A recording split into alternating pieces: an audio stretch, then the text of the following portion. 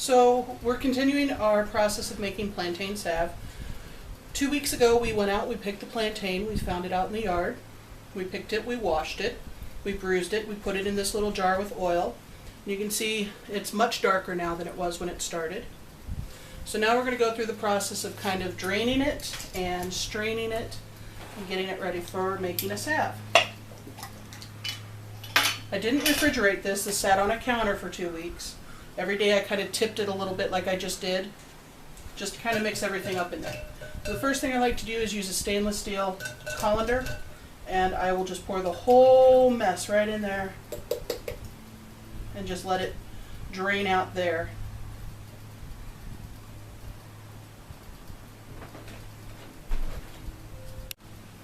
There you go. Okay, so I've had almost all the oil come out of here, which is good. We want that out. It's pretty well strained out of here. Now this is where you can take either a cheesecloth or a linen. I like to use linen because it's finer. Cheesecloth a lot of times will allow a lot of detritus to just fall through and then you get it in your salve. So I like to use linen. And since we're using just such a small amount, I'm just going to do it right here on the counter instead of over the sink.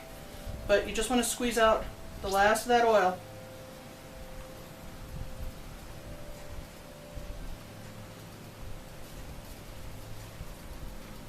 There. Now, you can choose what to do with this at this point. Now you just kind of got this leftover leaf. This would be great to throw out in your compost because it's green. Unless you're not comfortable with that, in which case I would just pitch it in the round recycle bin known as a trash can. Just make sure every last little bit that we can get out of there is out of there. And that's good. All right. So what we have here now is 2 cups, roughly, give or take, 2 cups of plantain oil. It's a little bit greener than the olive oil that we started with. Okay. Now, we're going to put the oil right in the pot.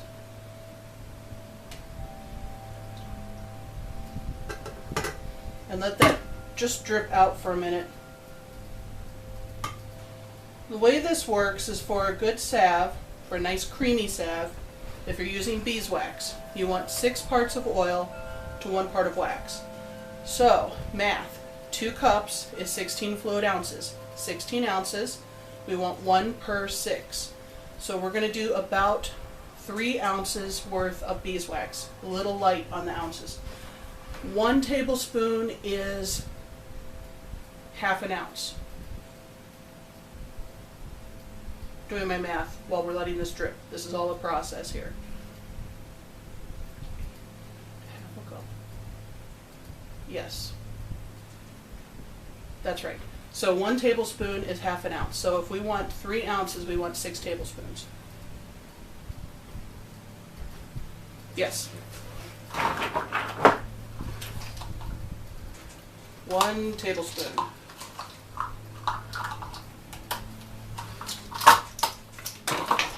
Okay, 1 tablespoon.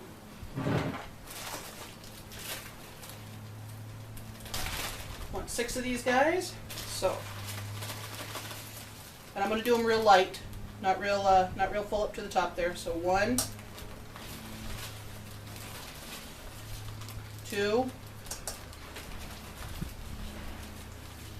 3, and you'll see this is a really nice fine granulate.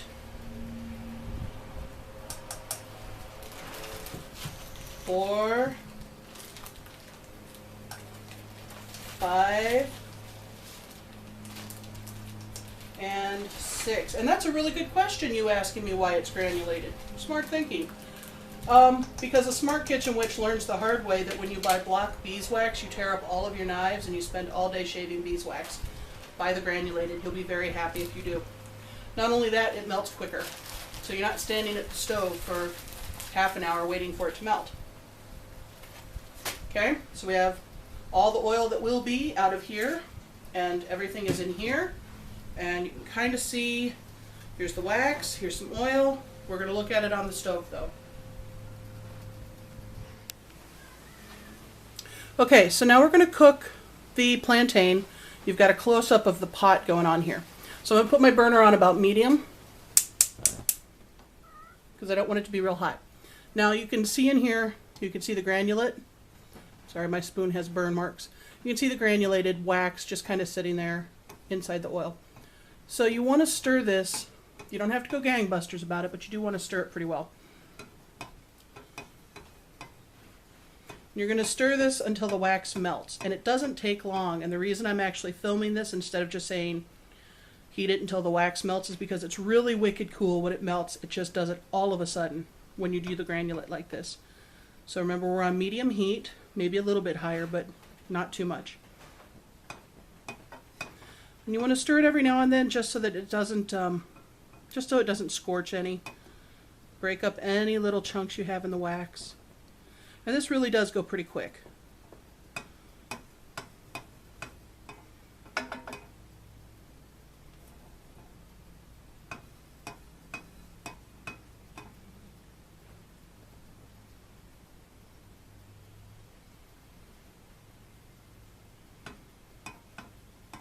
This is the exciting part where I don't talk. We are going to add some more oils to this, but we don't want to add oil. We don't want to add essential oil to this until after it's been heated, because the essential oils will, the efficiency of the essential oils, it'll just kind of burn off, and then we won't have that in there. We'll just have the smell, but none of the effectiveness. So you can kind of see around the edges how things are starting to happen, maybe a little bit in the middle there.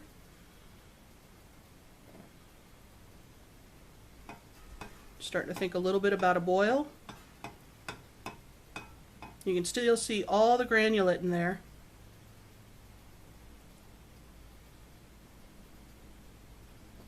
Come on, little pot. You know how they say a watched pot never boils? Quick, close your eyes. I'm teasing. It's a bad joke. Did I mention that being a good kitchen witch means having a good sense of humor? Yep, we're just about there. It's thinning out. You can see how the granulates are just a little bit smaller.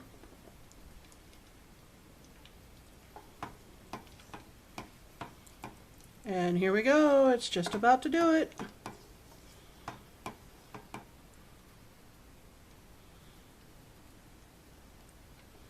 See how it's all going?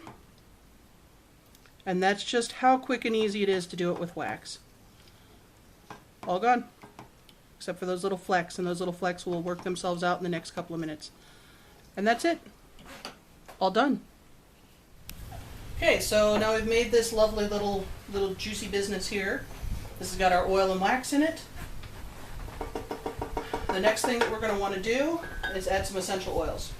I like to add vitamin E because we're making a salve. This is going to go on the skin. Vitamin E is amazing for the skin, and it is a bit of a preservative. Now by this point, you should definitely be able to smell the plantain.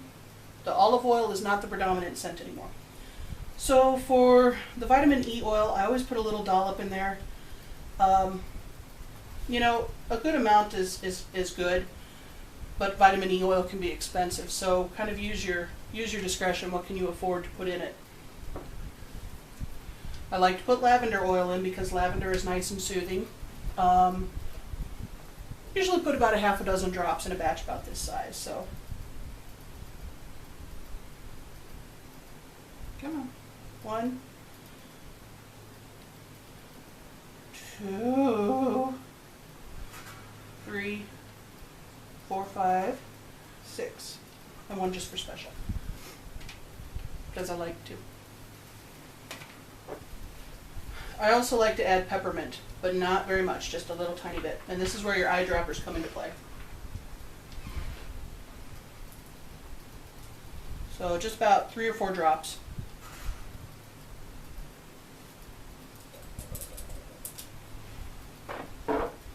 Okay.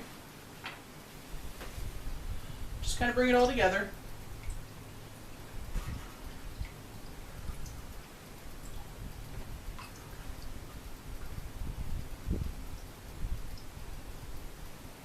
Okay.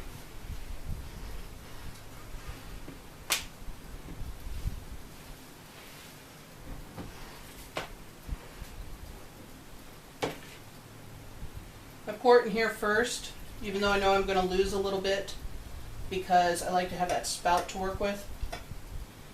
Now this is where you will probably not want to use one of your regular cook pots. You might want to have, if you're going to do this a lot, you may want to have a pot that's dedicated just to making salves and waxes, because you're going to get a film in here. You'll see when we're done. There are all kinds of different things that you can package plantain in. You can put it in, let me grab a little jar.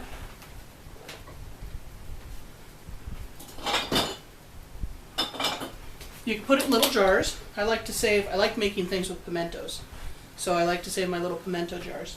This is nice. So you can pour it in a little glass jar. Or if you have like little metal containers that are designed for salves and things.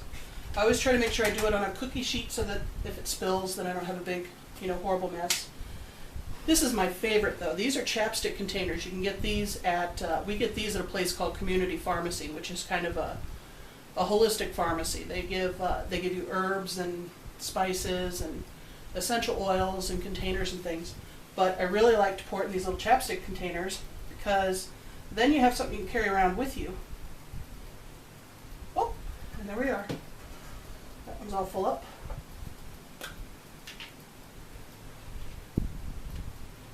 Now the wax is warm, don't get me wrong, but it shouldn't be too bad simply because we didn't boil this. We just heated it to melting. So if you get a little on your fingers, just kind of rub it in. It feels good. The rest of this I'm going to put back in this little jar. And then what I like to do with this jar is I kind of keep it nearby. And when people I know come around and they need some, I can always take some out of here with a clean utensil. You can already see how it's starting to when it cools, how there's that ring in there. It's real nice.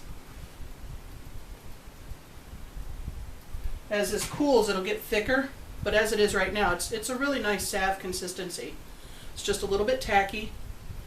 It's thinner, so a little bit will go a long way. I mean, you can see kind of that shine in there. That was our cat helping out a little bit, sorry. And that's pretty much the basics of making plantain salve. It's real easy. You can do it with any kind of herb that you're working with. You can make this oil the same way. We let it sit for 2 weeks, strain it, cook it with some beeswax, add some essential oils, container it. Don't put your lids on your containers until everything's cool, and then you're all set. Hope you had fun. Thanks.